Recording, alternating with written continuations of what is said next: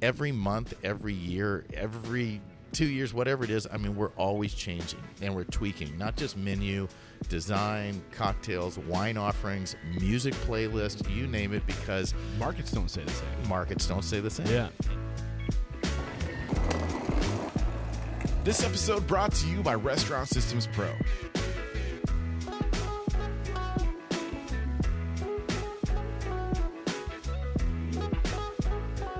With excitement, allow me to introduce to you today's guest, CEO of 50 Eggs, John Kunkel. My man, John, are you feeling unstoppable today? I am. I'm on my second cup of coffee. I'm ready to go. Oh, man. Good for you. And I'm so excited for today's conversation. This is not the first time we've connected. It's the first time we've connected in person, which I'm really excited about.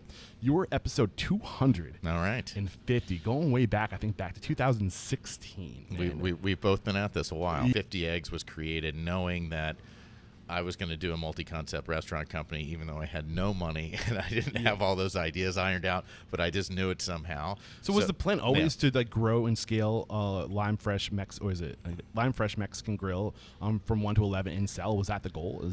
Yeah, I think scale has always been on my mind. I think, I got the opportunity for the, previous probably 15 years. I started when I was 15 years old and worked to almost 30 before I opened. That I got to see all these things. I got to work for independents. I got to work for big companies, and I think I've always dreamt big and could see the difference between individual restaurateurs that kind of got caught up in 1 to 3 units and dividing their time, and then folks that can put systems in place, trust others, build great teams, and be able to scale things. I think the exiting piece was something, as a student in the industry, I watched other great folks do and how they did it, and still learning kind of best practices and how private equity thinks or what your future buyer is and kind of how to do that. I think, again, nothing's changed for me in that.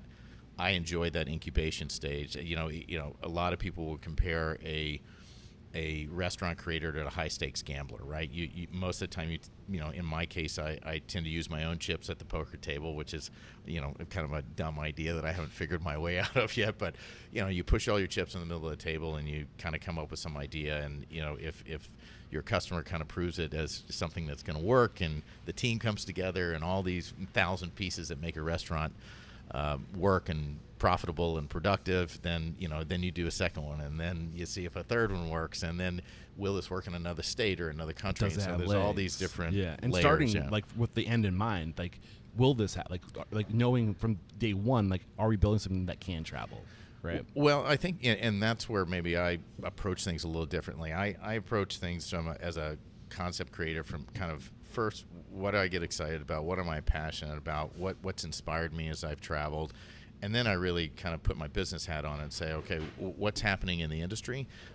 What's underrepresented within the different segments?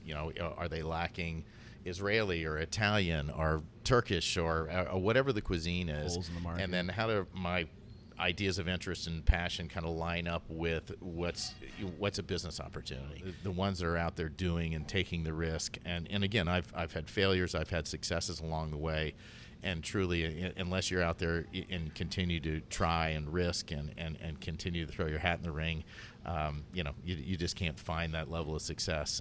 So we've had some wins, we've had some losses, but we keep trying. If we have something, maybe we're at 5 locations, and we still know that there's room for more, and we're flying, and we have momentum. We're listening to this right now, and we think maybe we can like sell this.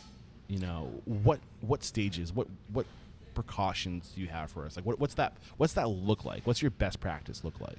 Yeah, I mean, bit of a long answer, but I think it starts and why I have no idea, but I think this helped me quite a bit is when you have that hit restaurant, right? Lines out the door.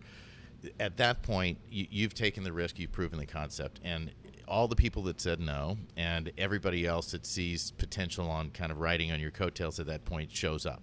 And they said, hey, I want a franchise, I want a license, I want to invest with you. Everyone becomes your friend. Everybody that said no all of a sudden just shows up and like, hey, I know I said no before, but now it's yes. And, I think just really being able to, as exciting as that is, because, more than likely you've kind of, clawed to get where you are. You've worked 9 zillion hours. You're still working 9 zillion hours. You haven't quite figured it out. I think just take a breath, right? And I think what we did at that point is we had 100 offers to franchise off of that one tiny location.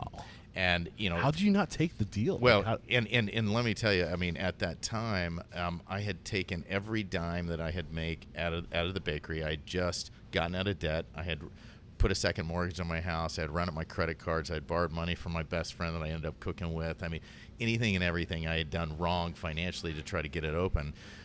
At that point, I basically just took everything I made back and dumped it into Lime. Yeah.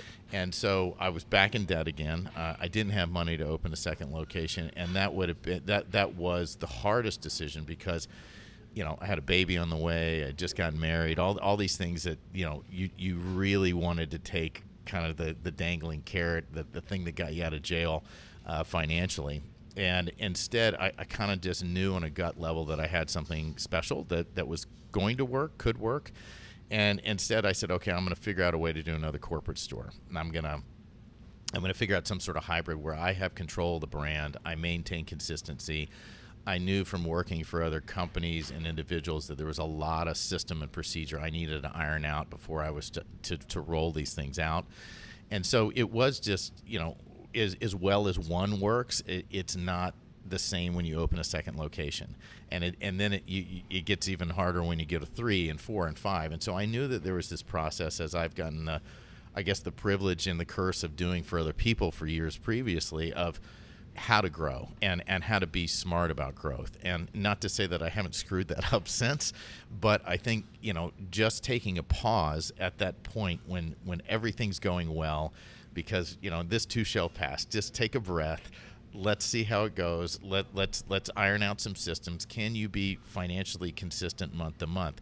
Can you show a financial model that people can invest in, let alone invest your own additional money in? And so I think that pause will help everybody, where you're at 1 to 3 units. And then the second part is, and this I learned from a young age of seeing independent restaurateurs that I work for, was, can you remove yourself from the operation? Do you have to be there every day? And if the answer is you have to be there every day, or you're running from location number 1 to location number 2, and then maybe your wife or you are running to location number 3, you're not there yet, right? When you can truly learn to hire and hold teams accountable, when there is models and systems for them to follow, whether that's scheduling tools or inventory tools or something to allow the business to operate when you're not there, and you're going out and truly growing the business. And I think it's been a long growth period for me, because all along the way, again, I'm learning from other entrepreneurs outside of the restaurant industry. In the restaurant industry, I had wonderful people that were willing to open their door, and phone calls to me. Danny Meyer was amazing to take the time to sit down and have breakfast with me. How wild is that? Well, I'm a nutball. I just call him up. I'm like, hey, I'm this guy from South Florida. Would you mind having breakfast with me? And he goes, sure. And I'm like, really? So I think that's also a testament to Danny in that 100%, 100%, how genuine generous he is. Incredibly generous. Genuine too. And I think I was, either arrogant or foolish enough to just go do that. But I mean, I've gained so much from it. I still use, to this day, probably ad nauseum, one of the things he told me best. I was opening a restaurant we had called Kong River House, which got a James Beard nomination down here. Is something I was really proud of. I had spent time in Southeast Asia. We talked about that in the first episode a little bit. It was a killer restaurant, and good story of what to do and what not to do. We'll talk about in a second. But I think when I went to New York, I was starting to look around at what was going on in that category of Asian cuisine. And, I had called Danny after we had breakfast, and I just said, hey, what should I be looking at? And it was the best quote in the world. He goes, I'm gonna send you somewhere, and I want you to take a look at it. Now, it's not anything that you would do or I would do, but you better pay attention, because customers are paying attention to it. And, and I think I remember that in some context always, in that, pay attention to the customer. It's not where you might want to eat. It's not how you might design a concept, but you better pay attention to what people are responding to. Yeah. And at the time, it was a concept, as we all know, called Mission Chinese. Mm-hmm. And so, they had a keg of beer and red Solo cups at the front door and plastic menu boards. Are they still going to this day? They might be in San Francisco. I don't think they are in New York. But, okay. I think, it was interesting just to take touch points from that. And to this day, I think as I have the privilege to travel globally now and I get to visit all these other restaurants and look at how other companies operate, I kind of always have that lens on the business of, just try to take away one or two things, whether it's something you would do or not do. Look at what people are responding to. And that has helped influence every concept that we have, even existing ones like Yardbird we're sitting in today. It's been around 11 years. Every month, every year, every 2 years, whatever it is, we're always changing and we're tweaking, not just menu, design, cocktails, wine offerings, music playlist, you name it, because markets don't say the same. Yeah. But it's very easy to just kind of go, well, this is who we are, this is what I like, and I'm not changing. And that's the opposite of hospitality and customer service for me. So we just wrapped up our interview with John Kunkel. This is actually the second time we spoke to him. The first time we spoke to him, episode 260, we got food being dropped off. What great timing. Watermelon. Oh my god, what do we got here? This is your sweet corn. This is chicken waffles and watermelon. Chicken waffles and watermelon and sweet corn. Sweet corn. Sweet corn. Beautiful. Okay. Thank you very much. Where was I?